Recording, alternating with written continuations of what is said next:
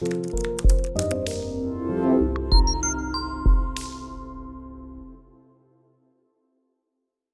this is James Biden, the Assistant Commissioner of the Colonial States Athletic Conference. And for this week's Friday feature, we interview our two nominees from the conference for the NCAA Woman of the Year Award, Daphne Leenas from Keystone College and Keolani Neone Carter from Rosemont College. I spoke to both of them about their academic careers, their athletic careers, and what lies ahead for them.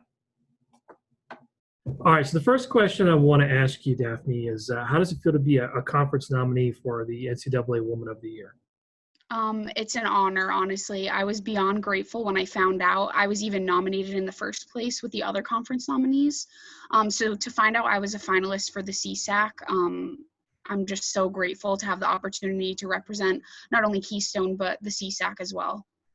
Talk about your time at Keystone. You obviously played two sports. You played field hockey and you played women's lacrosse. Just talk a little bit about your experience first on the playing field at Keystone.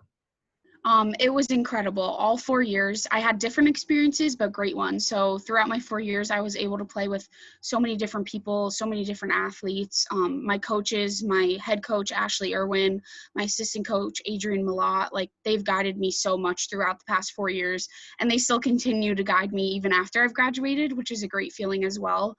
My teammates are my friends for life. I consider them family, honestly. And playing, it was an honor to play for Keystone and represent Keystone as well in not only one sport, but two. We were successful some seasons not so much, but still, I had the time of my life, and I wish I could go back and play for another 4 years, honestly. So talk a little bit about your academic background at Keystone.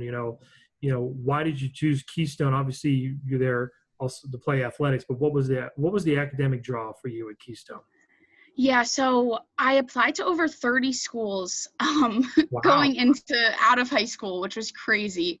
I probably should have narrowed it down a little more, but I had no idea what I wanted to do. I wanted to go to a big school, then I wanted to go to a medium-sized school, and then I was like, well, maybe I could go to like a smaller D3 school and play sports, like that's been my passion my whole life. But so have academics. That's a huge part of my life as well. And it always has been.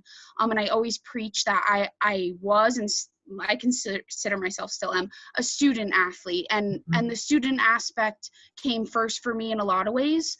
I have a huge love for school as well as academics. So I was a criminal justice and psychology dual major, which was a huge draw for me, because a lot of schools do not offer that. And then I also minored in Homeland Security. So I was able to combine my love for the criminal justice world as well as the psychology and understanding kind of why, and then the minor as well, that got thrown in there.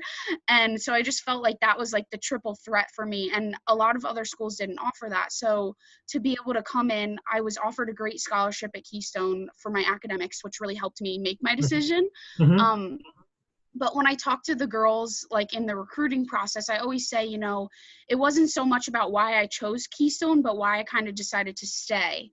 And it was just, the professors are so personal. They know everyone's name. They're small class sizes. You could go to their office hours and they're always willing to help you, no matter if it's school related or not. So that was a really big draw for me. And I kind of saw when I visited that it was a huge family. And that's what was really important to me. I went to some other schools and it wasn't really like that. You could tell they didn't have a real connection. And I came to Keystone and the coaches went out of their way to let me visit on a Sunday because I was playing sports. Right. I had school. So it was awesome, basically. And I committed very late in my senior year. So I want to just go back real quick to obviously the criminal justice and the psychology major, but Homeland Security minor, obviously that's a new kind of, direction in the last 20 years. What kind of classes did you take for that? So I took a Homeland Security course, terrorism, global health, learning about pandemics and things like that, which is very, it's happening now. So yes. I'm trying to think what else I took as well. I had to take a couple of government classes too, but the terrorism and the Homeland Security and the global health and public health were like the main components of the minor. And even our teachers talk about like how before 9/11, Homeland Security didn't exist Yes. as like a major or a minor. So that was a big thing to learn in a lot of our classes. So all of this, you've done the 2 sports you play, your academic load, and also you did some community service. So talk a little bit about what you did, in the community to give back. Yeah, so I've done a lot. I've helped with like youth field hockey teams in this area. I'm in Clark Summit right now, which is like about 15 minutes from Keystone. I helped with the local youth program, like reffing and helping with some practices. I volunteered for a while at a correctional facility to advocate for resources for the incarcerated woman.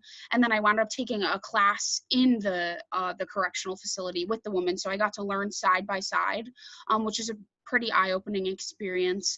I've helped with like youth lacrosse clinics at home, helped run those. I've done like, we had these ARC dances at Keystone. I helped like set up and serve food at those. I've just basically done everything to try to give back to my community, because I consider Keystone and this area second home. So I try to give back when I'm home in New Jersey, and then I try to give back when I'm here in Factoryville, La Plume, Clark Summit as well. I'm probably forgetting some stuff. I know I had a pretty long list, but just to give back in any way that I can, because that's what matters. It's like the people that have shaped me, like I've met through athletics and not only athletics, academics as well. So if I can kind of be that shaping person for someone down the road when I'm giving back, that's kind of like my goal. Okay, so what are you doing now that you're out of school? What are you doing now? So I'm actually going back for my master's at the University of Scranton, which is like 30 minutes from Keystone. So I'm living in the middle. Okay. I'm going back for my master's in school counseling. So I kind of took the psychology route of my degree, and I'm pursuing that again to kind of give back. Like I love working with the juvenile population. That's kind of been my focus since I can remember, like what I was passionate about, whether it's sports, school. So I'm getting my master's in school counseling. And then I also was planning on being the assistant coach at Keystone for field hockey and lacrosse.